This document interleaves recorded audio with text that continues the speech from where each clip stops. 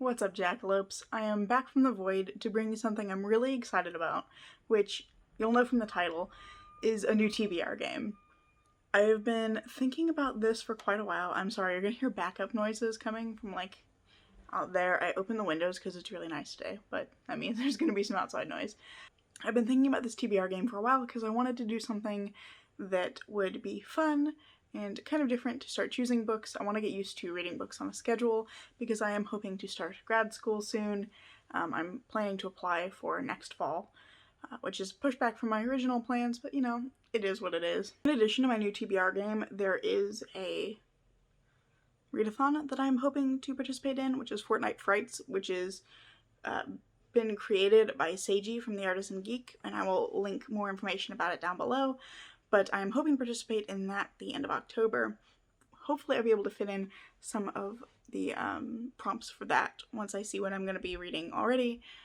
But yeah, we'll see how this goes. I might end up reading a lot this month. Anyway, this game is based on the board game Betrayal at the House on the Hill, and in fact I'll be using some pieces from that board game because I didn't really have the materials to recreate some of them. So if you're completely unfamiliar, Betrayal at the House on the Hill is a game in which you and up to 5 other players explore a creepy mansion. During the early portions of the game, you are trying to explore the house by putting it together piece by piece. Each character has a specific speed, and that's the number of tiles that they can move per turn. As you're going, you build the house tile by tile.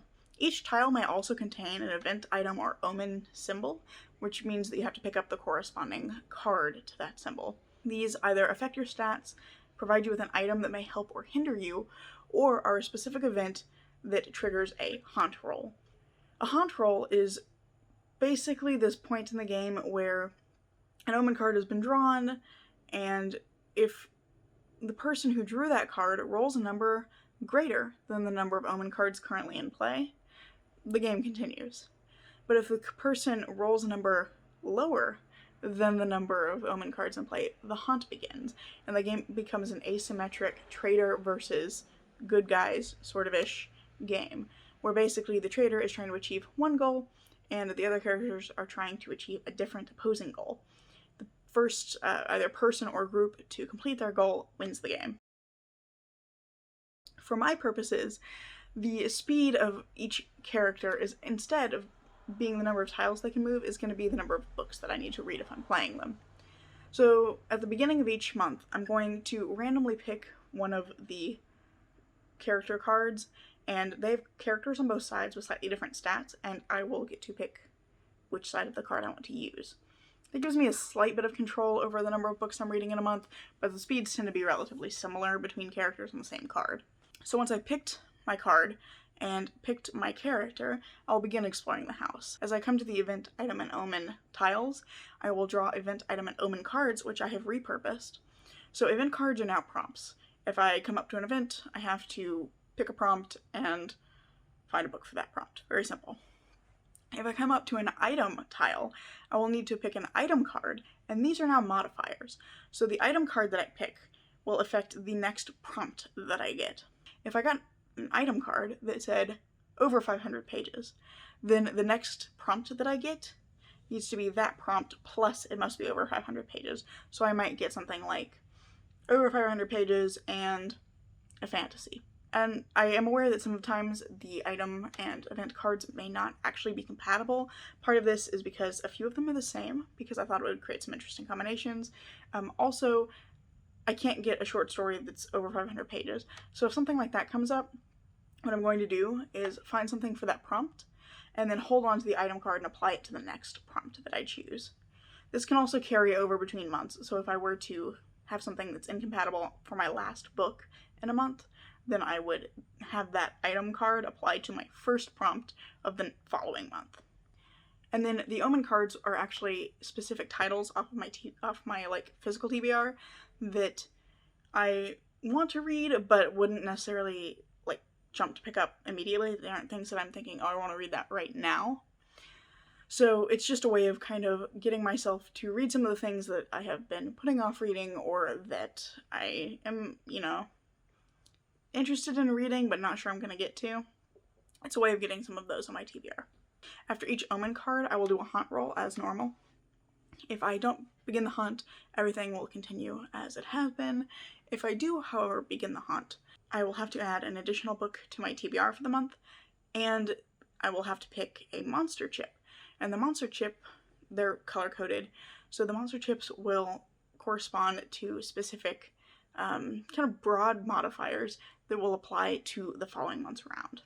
It is possible while exploring the house I may come across some challenge rooms where I need to complete a skill check to open something or to cross a room, and in that case I have to use the stats of the character that I'm currently playing. So, I might come across a room that one month I'm unable to access because I just failed a skill check, but maybe the next month with a different stat I can get into it. So, there's that. And then the last couple of rules are that if I complete the house, the round ends, and I can fill the rest of my TBR with whatever I want, and play will begin anew the following month. If I fail to complete one of my TBRs, then I will have to move the omen counter up by 1 at the beginning of the next month's round. But I think those are all the rules that you need to know, so without further ado, let's start exploring. You're gonna have to bear with me as I figure out how to film this, but as you can see, we have everything set up. The character tiles are actually in a box behind me, so let me just reach back real quick and pick one at random, and let's find out who I will be playing as this month.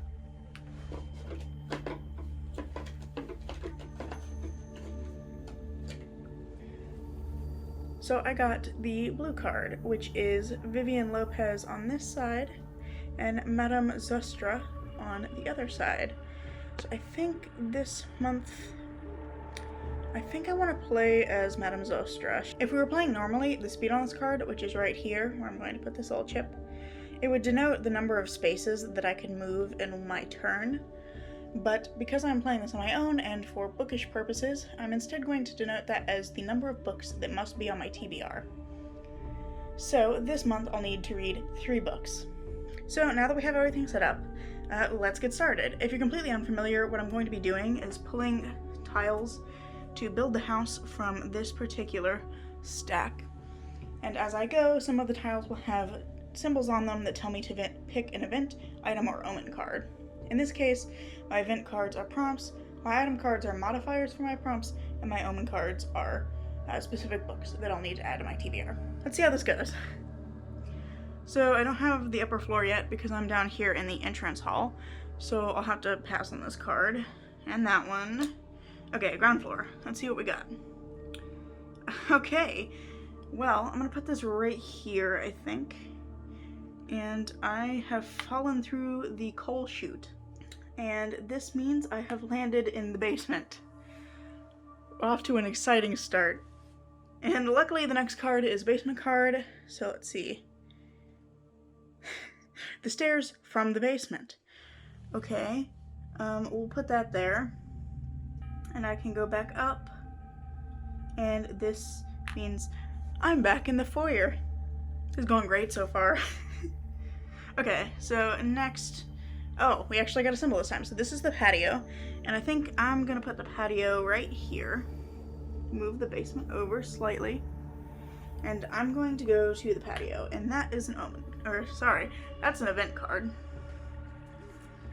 So let's see what this prompt is. Most recent purchase. So the first prompt I got was most recent purchase, and for this I have The Only Good Indians by Stephen Graham Jones. This is a horror novel that follows, I think it's 4 young men who are being haunted by some sort of entity. They're all Native American, and they're being haunted by some sort of entity that has to do with something that they did when they were much younger, and it's supposed to be, I think, social commentary. I don't know a lot about it, but I keep hearing really excellent things about it, so I'm very excited to read this. And this works really well for participating in Fortnight Frights, because this is one of the discussion books for that readathon. So I'm excited to get this on my TBR right off the bat. Okay, so now moving from the patio. Oh, I got a ground floor right off the bat. Collapsed room.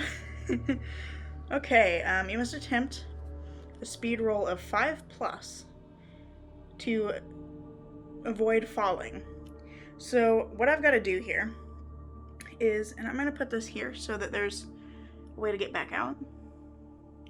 What I have to do here is I have to attempt a speed roll which means that I need to use the number of dice that is my speed, so 3, and I need to roll to find out whether or not I fall through back into the basement. So let's see. I'm probably about to completely ruin my house, but it's fun. Okay, it's 4. So I have fallen into the basement, and I believe you fall into a random space. Yes, if you fail the roll, draw a basement tile and put it in play. So I have fallen into the basement.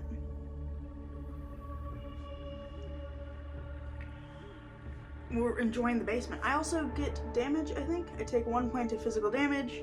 So just to keep my stats consistent, I'm going to take 1 point of physical damage here. Alright, Madame Zostra is having a rough time right out the gate. She keeps falling. Clearly, she's not got the greatest depth perception because she keeps stepping right into gaps in the floor. So we got another event. I don't know if you can even see that on there. You can. Okay, so we got another event, and this room is also a vault room, so if I wanted to try and cross through and get those items, I could do that. So my next one is friend pick. The next prompt is friend pick, and I pretty much knew what my friend was going to recommend. I figured she would recommend either A Memory Called Empire by Arcady Martine or The Angel of the Crows by Catherine Addison, and I was correct. So I'll be reading A Memory Called Empire by Arcady Martine for this prompt. This is about a young ambassador who travels to the capital of the space empire. She's the new ambassador, and when she arrives, she finds out that her predecessor has been murdered, and nobody will tell her anything about it. So she has to figure out how he died, why he died, all of that stuff, while also trying not to get killed herself and protect the interests of the mining station that she is from. So I've heard that this is very good mystery, but also very good political intrigue, and there's supposed to be some interesting linguistic stuff in here too, and some things with technology and memory. So I think this is going to be a lot of fun, and I was kind of excited that I immediately predicted what my friend was going to pick for me. Yeah, it's been sitting aside for a while, and I'm really excited to get to this one. We haven't gotten any items yet. I think I actually am going to try and get those items so that we can see how modifiers work. So let's see. You can attempt a knowledge roll of 6+ to open and empty the vault. Okay. So Madame Zostra's knowledge is 4. So I get 4 dice to try and... I probably should have put all these little chips on here before, but I didn't think that far ahead, clearly. Where's another chip? Give me a little chip. Okay, so I can use 4 dice to try and get 6+ to get into the vault. I got 4, so I did not get into the vault. So, let's go elsewhere. I got another basement tile, so let's see what we got. It's the underground lake. So, let's see if I can kind of move the basement up. It's kind of going out of view already. And we got another event.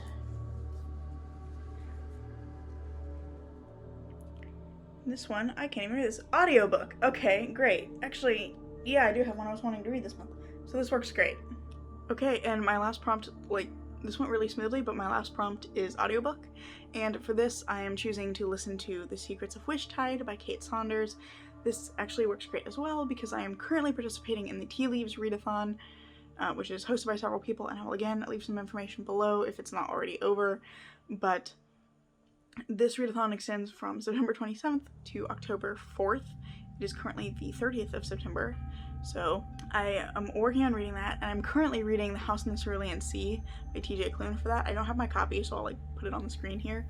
But that's the group book for that readathon, and then the other 3 prompts are a book with a yellow and red cover, a book that has cozy vibes, and a short book, and The Secrets of Wishtide is all of these things. So this is great because I will be able to listen to that for Tea Leaves Readathon and for my TBR for this month, and I'm very excited to get to it. It's a cozy mystery about this widow. She's in her 50s, and her brother is a criminal barrister, so criminal lawyer, and he frequently gives her cases to work on where she's like basically helping him solve cases. In this case, she's sent to the home of a wealthy family to pose as a governess while she investigates the son's bride-to-be. The family is not happy that their son wants to marry this woman because nobody knows anything about her background, and they are convinced that there is something fishy there. So Letitia Rod, the protagonist, goes to Wishtide to investigate. Really surprised at how smoothly that went. Like, I fully intended, or I was fully prepared to deal with like modifiers and omen cards and everything, and didn't get any of those, so that was kind of anticlimactic, but hopefully we'll get some more excitement next month.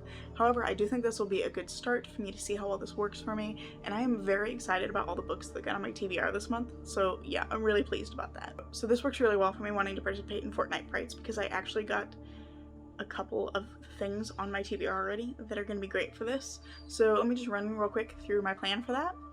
And I'm trying to get bingo across the right-hand column of the bingo card that Seiji created, and I will have that on the screen somewhere up here. But the first prompt on the right-hand side is to read a short story, and for this I'm going to be reading Crispin's Model by Max Gladstone, which I don't know much about, but I know it is cosmic horror, and also it's Max Gladstone, so like, that's all I needed to know. I'm hyped for it. The next prompt is to read a Gothic book by a person of color. For this I'm going to be reading Mexican Gothic by Sylvia Moreno Garcia.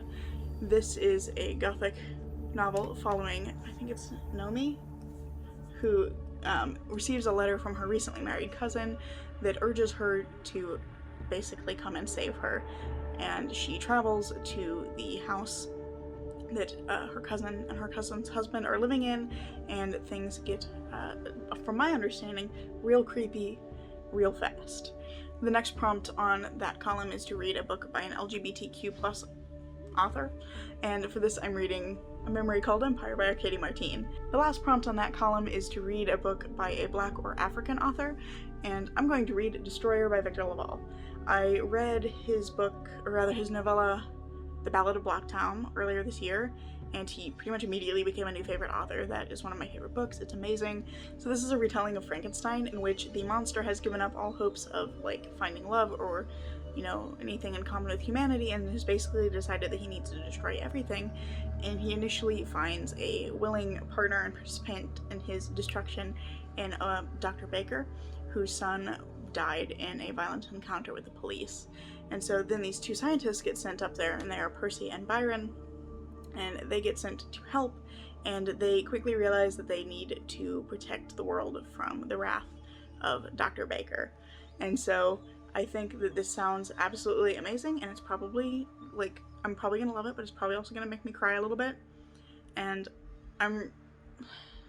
yeah. Frankenstein is one of my favorite books, so I love Frankenstein retellings. Actually, I don't know if you can see them, are they? No, it's one shelf further down. I have like a whole bunch of Frankenstein retellings, and I'm really, again, I'm gonna say it again, I'm really excited to read this one because I love Frankenstein, and also I love Victor Laval's writing, so this worked out perfectly. So those are all the books that I'll be reading in October. Editing Hope here.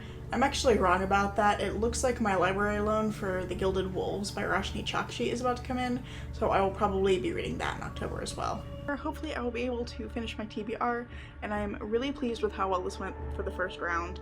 I had a lot of fun putting this together, and I hope you all enjoyed it. If you have any thoughts about any of these books, I would love to hear what you have to say about them, so please leave a comment.